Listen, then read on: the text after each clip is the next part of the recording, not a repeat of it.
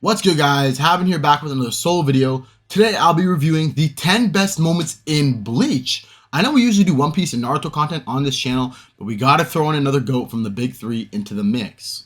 This will exclude Bleach manga because I don't want to spoil it for the anime only fans. Plus, the anime looks so sick now thanks to Studio Pierrot, and I don't blame them for waiting. So let's start with our honorable mentions. In no specific order, I got Gin's betrayal. I think this is pretty well done, especially when you look back at moments of Gin and Aizen. It never really felt like they were a team, but more against each other. Unlike Tosin, who completely dedicated himself to Aizen. This moment touched my heart a little while reading. Ichigo saying goodbye to Rukia. While watching, it really did feel like we weren't going to see this duo again. As they said their final words to each other, it really did hurt seeing them say goodbye. Ichigo's Bankai. Ichigo going Bankai against Byakuya was so sick. From his character design to Zanpakuto, the rematch between Byakuya and Ichigo was built up beautifully, which got me hype. Next, Aizen stomps the captains in Karakura Town.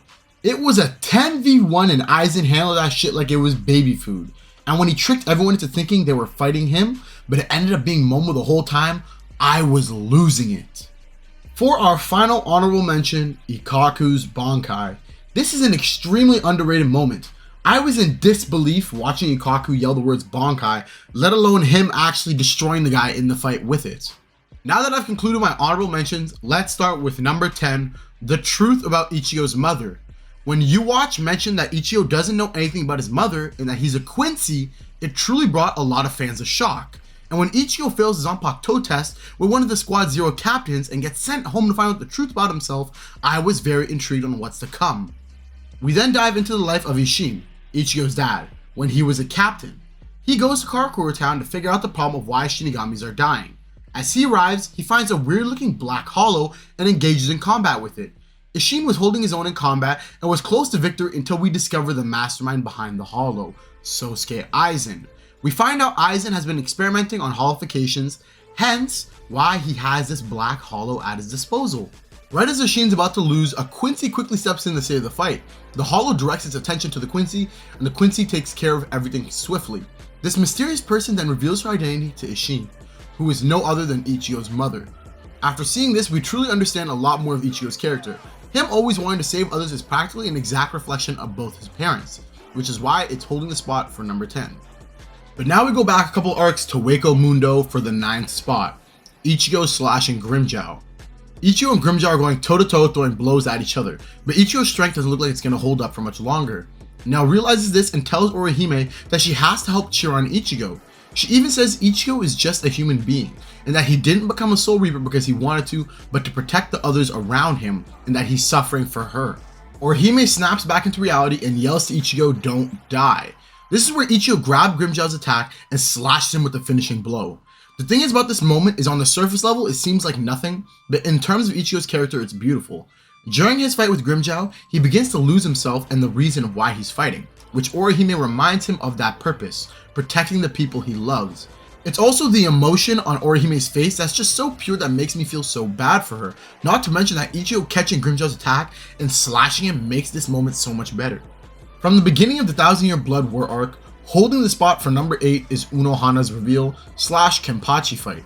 As Shinsuke requests that he intends on teaching Zaraki Kenpachi the way of the sword, it brought confusion to fans, until you quickly find out that Unohana is the first Kenpachi, implying that she's been around since the first 13 court guards.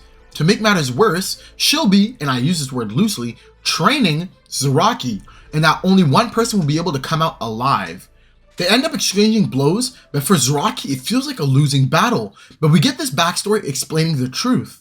Zaraki was looking for a strong foe to fight, and Unohana at the time was the only person who could compete, until Zaraki started dominating, so he started unintentionally restraining his own power to enjoy the fight more. And the goal of this duel that they're currently having is to bring this untapped power back. But it slowly starts working to the point where Unohana had no choice but to use her Bankai, which allows her to heal wounds and bring people back to life. Like intended, Kenpachi does get his strength back, and lands the finishing blow on Unohana, making him the victor of the match. Finding out Unohana's position and the truth behind Kenpachi's reason for fighting is such a great twist to a story, having it comfortably sit at number 8. At number 7, the Zangetsu twist. We'll go back to when Ichigo has to get a new Zanpakuto. As they travel to the area to craft Zanpakutos, Namaya tells Ichigo to say goodbye to Zangetsu because he'll be getting a new sword that truly reflects who he is. Namaya explains to Ichigo that the Asuchi turned white because it reflects the inner hollow within him. Namaya says that it's his true Zanpakuto, and that someone has been masquerading as his Zanpakuto this whole time. As Ichigo goes within his inner soul to see who it is, he only sees old man Zangetsu, but Namaya says this isn't Zangetsu, but none other than Yhwach, from 1,000 years ago. This isn't his Soul Reaper powers, but his Quincy powers within him. Ichigo falls into despair as he yells to Yhwach, second guessing all his teachings from him. Yhwach explains to Ichigo that he never came to his aid, but it was his inner hollow that always rushed Ichigo's safety whenever he was struggling in battle. Yhwach said that he had the pleasure of watching Ichigo suffer and learn through his hardships, and that it's time for him to leave and give Ichigo his Quincy powers. Yhwach says that the time has come for you to fight with your own powers. Take it now. This is your true Zanpakuto. Ichigo now runs into the flames and pulls out his brand new dual-wielding sword, which embodies his Soul Reaper and Quincy side. And this panel just feels so powerful as we sit and watch Ichigo look and reflect upon himself on who he truly is. Ichigo says that he won't ask for help anymore, and that he'll fight for himself. You know, this moment is just so impactful for Ichigo's character. Him just discovering his true self, then going to find out the truth about his sword and who he's been fighting with this whole time is amazingly done by Kubo, not to mention the development that's to come for Ichigo's character, as he says he'll fight for himself instead of always relying on Zangetsu to save him. At number 6, another moment from the beginning of the 1,000-Year Blood War arc is Yamamoto's Bankai / defeat. Before we dive into Yamamoto's fight with Yhwach, I want to quickly go over how he destroyed the letter O, Quincy. He used his subordinate's Bankai on Yamamoto, and Yamamoto tanked it and said the Bankai that you honed with all your might was far greater than this mockery, before he turned the letter O dude into a crisp. Now, the fight with Yhwach. Yamamoto understands his strength, so he doesn't hesitate to quickly pull out his Bankai, which sucks up all the moisture in the air and compresses all his strength into the tip of his sword, which we can see as he taps the floor and creates a giant crater in the ground. And that's just east. West allows him to raise the temperature of his body to, 15 million degrees, making him untouchable. And then you think his sword basically one-shots, and he's walking around with a body temperature almost as hot as the sun's core. He can't get much stronger, but oh wait, he does. South allows him to bring all the dead that he's killed and turn them against the enemy. At first glance, it seems like harmless skeletons, but you find out it was the previous Quincy's that Yamamoto had killed that has turned against Yhwach. In frustration, Yhwach sprints towards Yamamoto, yelling that these are not enough to stop him, but Yamamoto now reveals north as he swiftly cuts right through Yhwach. Unfortunately for Yamamoto, he was fighting a dupe all this time, and the real Yhwach was speaking with Aizen, and now that Yhwach knows his exact Bankai, he's capable of stealing it. Yhwach draws his sword and slices Yamamoto from the shoulder down, ultimately killing him.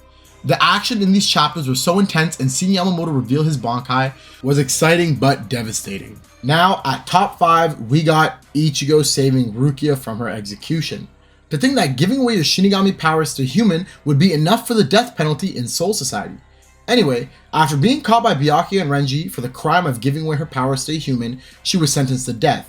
Obviously, Ichigo and the gang came together to Soul Society in an attempt to stop the execution and save Rukia. After many battles through Soul Society, Ichigo runs off to acquire Bankai in hopes that he can reach captain level strength to save Rukia. But it seems that Ichigo might have been a little late, as the execution commences and he's nowhere to be seen. Rukia has completely lost all hope and given up to the point where she's accepted death and is thanking everyone who was impactful in her life, including Ichigo, who she had just met. But out of nowhere, Ichigo comes in and saves Rukia from getting impaled. And it's the last 2 panels that make this scene so impactful too, of Rukia and the bird kind of signifying acceptance and loss, and Ichigo shows courage and determination as he surpasses his limits to save Rukia. Now, I know a lot of you are thinking, I see a lot of shonen MCs save the girl all the time. What makes this any different? It's not that different. It's just that I like it. As simple as that. The rest of the moments here on out take place in Soul Society, except for one. Starting with number 4, Aizen stopping Ichigo's sword with one finger. It's the moment leading up to this moment that makes it so sick, as Aizen has already revealed he betrayed Soul Society and that he wants the Hogyoku that's within Rukia. Renji tries his best to stop Aizen from getting Rukia, but clearly Aizen's in a league of his own. Ichigo just finished beating Byakuya with his Bankai, so Ichigo carelessly runs in thinking that he'll get a free swing off on Aizen, and that's when Aizen simply extends one of his fingers to stop Ichigo's strongest attack, and then slashes him in the stomach, all before he can react. To make matters worse, Sanjin comes in after Renji and Ichigo is defeated to hopefully stop Aizen, and Sanjin gets boxed like a fish from Aizen's black coffin and gets one-shotted. This moment shows a couple things here, just how different in strength the captains are from each other, how far beyond Aizen is in terms of strength from everyone, and how far behind Ichigo is from being able to compete against everyone.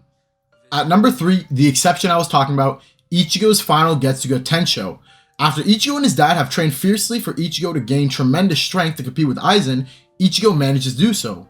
But when he first sees him, he doesn't seem all that strong. Matter of fact, even Aizen says he doesn't sense any spiritual pressure coming from Ichigo, even doubting if that's really him. Ichigo tells Aizen, let's move somewhere else to fight, but before Aizen can even spit out a sentence, Ichigo grabs him by the face and flies them both to a safe location to fight. Ichigo and Aizen go head-to-head exchanging blows, until Ichigo pulls out one of Aizen's old tricks and stops Aizen's sword with just his fingers. Aizen, in disbelief, begins to become enraged on how strong Ichigo has become and fully fuses with the Hogyoku.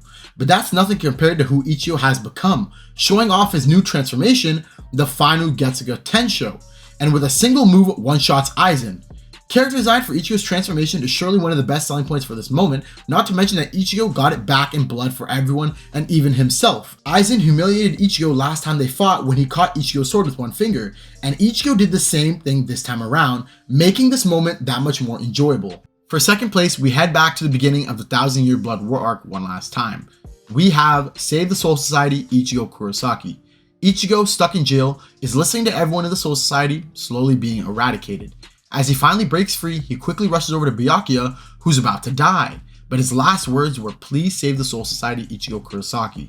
Byakuya was a character who had previously been portrayed as cold and unfeeling, focused solely on his duties as captains. His request to Ichigo was a significant departure from his unusual demeanor, showing that he was willing to put aside his pride and ego for the greater good. The request itself was impactful because it highlights the importance of the Soul Society to the world of Bleach. The Soul Society was not just a setting, but a crucial part of the story's world building, and its fate had significant consequences for the characters and the world that they inhabited. By asking Ichigo to save the Soul Society, Byakuya was essentially asking him to save the world. Overall, Byakuya's request to Ichigo to save the Soul Society was a pivotal moment in the story of Bleach, demonstrating the gravity of the situation, the depth of Byakuya's character development, and the importance of the Soul Society to the overall story. And I haven't mentioned this yet, but Kubo does an outstanding job with drawing panels as you see just how frustrated Ichigo truly is. Finally, the greatest moment in Bleach, at number 1, is Aizen's betrayal. Sosuke Aizen betraying the Soul Society is considered one of the most crucial moments in Bleach because it completely subverted the audience expectations, fundamentally changed the course of the story, and had lasting consequences for the characters involved. Throughout the early arcs of Bleach, Aizen was portrayed as a highly respected captain, a powerful and intelligent strategist, and a trusted mentor of many of the show's main cast, including someone like Momo. However, in a stunning twist, it was revealed that Aizen had been brutally murdered, and people had suspected it could have been Toshiro. But in reality, Aizen had been manipulating multiple events from behind the scenes and had orchestrated the entire conflict with the Soul Society to obtain the Hogyoku. He slaughtered the council, attempted to kill Momo and Toshiro, curve-stomped Ichigo, Renji, and Sanjin, caused tremendous amount of chaos around the Soul Society with the help of Gin and Tosen, successfully retrieved the Hogyoku, and still somehow managed to escape. If Aizen isn't the definition of him, I don't know what is. Which solidifies the spot as the best moment in Bleach. Thank you guys for watching. This is the conclusion to the best moments in Bleach. I hope you enjoyed watching as I did enjoy making this video. I really did want to add moments from the manga, but decided to just be a little more inclusive for everyone. Be sure to tell me down below your favorite moment in Bleach, like the video, and as always, thanks for watching. I'll see you guys in the next one. Take care.